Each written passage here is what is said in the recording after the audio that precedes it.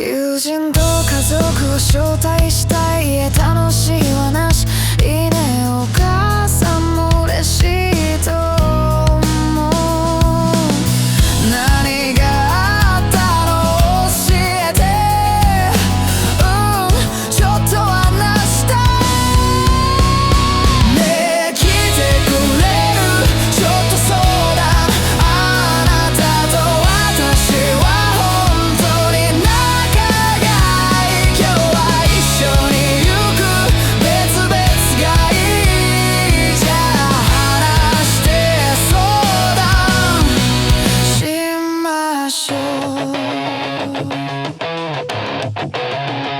お土産を誰に送る、親切な先輩と後輩に紹介してくれた知り合いだから、それは大切なこと、本当に助かったからお礼したい。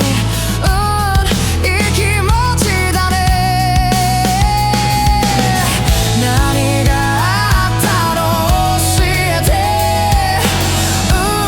ちょっと話したい。ねえ来てくれる、ちょっと相談。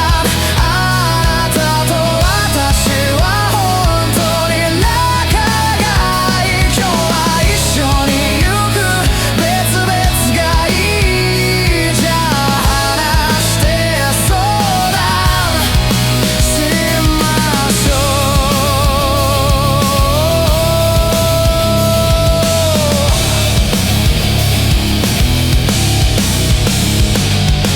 家族にも相談したい。お父さんは何というか、別々一緒どちらがいい。大事なことはずっと仲がいい。だから待って